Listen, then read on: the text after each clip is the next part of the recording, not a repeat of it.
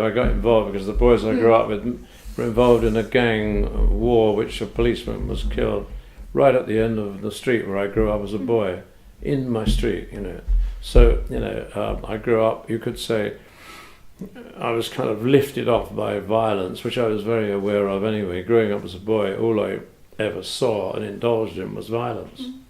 It was violent in my house, it was violent in the streets, it was violent at school because the masters were sadistic, and I was evacuated to different places and they were violent to me and punched me around. And when I went to the north of England, they looked at, I could have been a kind of black foreigner. They used to say, evacuees were like, we were looked upon as dirty and of no use whatsoever to them. So there was a lot of slandering, and I used to have to fight in the playgrounds with other boys because I was a really good target, So I grew up with quite a good background of violence, and so I was, by the time I got into my late teens and 20s, I was quite hardened to what was out there. So in other words, what I'm saying is I didn't let people push me around anymore. How did it feel getting into all the national publications with your work then? How does it feel? It brings quite a lot of warmth and dignity to my whole existence, really, because if you grow up without any education like me and you leave school at 14 and a half because my dad died, I had to go to work on a train, a steam train.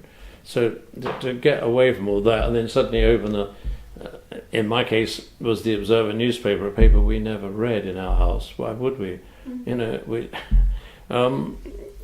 was the news of the world where I grew up. So to see your name under half a spread of pictures was extraordinary, really.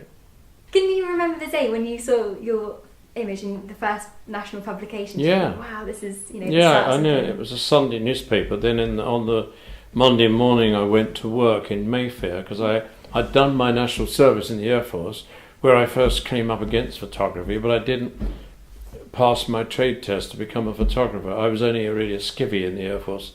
I didn't, and then I failed the RAF photographic course because I couldn't remember anything I read because I couldn't read properly anyway.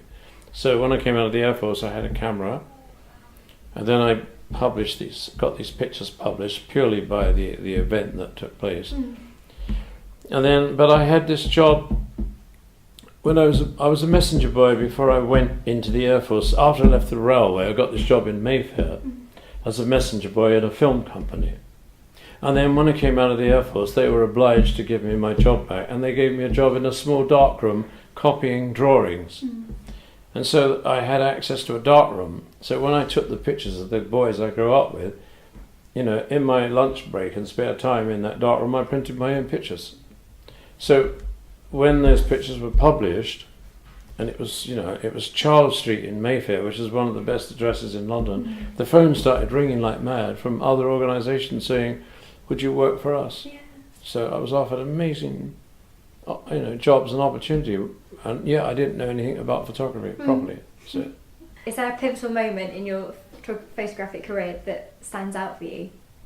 Well, yes, of course, getting those pictures published, but then the Observer, I went to Berlin for the building of the Berlin Wall in 1961, and when I came back, because I bought my own air ticket and went independently, the Observer said, look, we're going to give you a contract, and they gave me a contract. It was 15 quid a week for 2 days. So that was a moment where I felt that finally someone had ignited the fuse, which was, very respectful, really, to suddenly being offered a contract by the Observer newspaper, which was a very highly distinguished and regarded newspaper in 1961, that was, So, that was one moment. The other moments, what were the other moments? Going to join the Sunday Times was the most important part of my photographic life, because once I got there, they gave me assignments, and I went away. I went to America and Mississippi and Chicago and did stories, all kinds of stories. I came back, and then after a while I would say to them, we should be doing something on this Vietnam War, and they say, well, okay, go then, The other most important moment was that I covered the Civil War in Cyprus in 1964, that gave me a taste of war and human tragedy. And after that same year, I went to the Belgian Congo with the mercenaries in 1964. And then a year later, in 1965, I went to Vietnam for the first time, which was the biggest war in the world, you know. And then I subsequently spent several years going backwards and forwards, commuting to Vietnam, until I finally got into this massive battle during the Tet Offensive, which went on for nearly 2 weeks. So, you know, by then I went to many other wars like Bangladesh and all these other Middle East wars and all kinds of massacres and starving Biafran wars and things. So in the end, I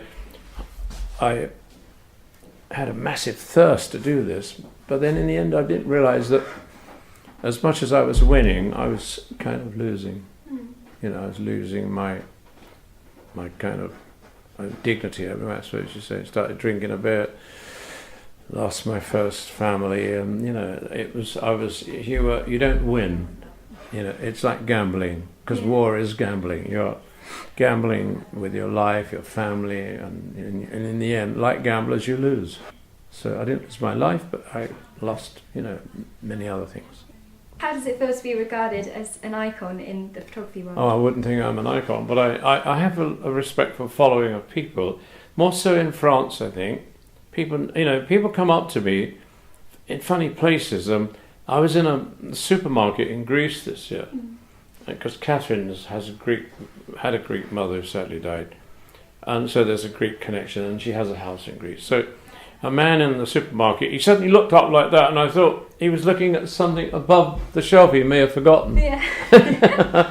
And it was me. He said, "You're not Mr. McCullin, are you?" I said, "I am, as a matter of fact." He said, my God. He said, "I studied in Manchester, and he was a scientist, actually." He said, "But, God, I can't believe I saw your exhibition, blah, blah, blah, blah." And I wanted to say to him, you know, I'm only another human being. I'm nothing. And then someone came up to me recently in a supermarket here in Frome and said, "Are you Mr. McCullin?" I said, "Yeah."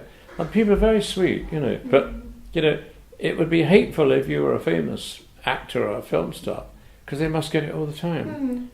And so, but I've always thought that, you know, anyone who recognises what I've done in the past, I always give them 100%, you know, respect. And you know, if they come up, they always say, "Oh, forgive me for bothering you." I say, "You're not bothering me." Yeah. I'm no hero, really. All I did was stand up very tall and wave the flag for photography. I did it for photography, not just for me. Naturally, I did it for me because I wanted to get the next journey or the next opportunity, the next assignment. But I did it for photography as well, to keep the flag flying, the standards flying. And because once the digital came, it then, as if someone had stolen my wallet out of my back pocket, which I don't put there anyway.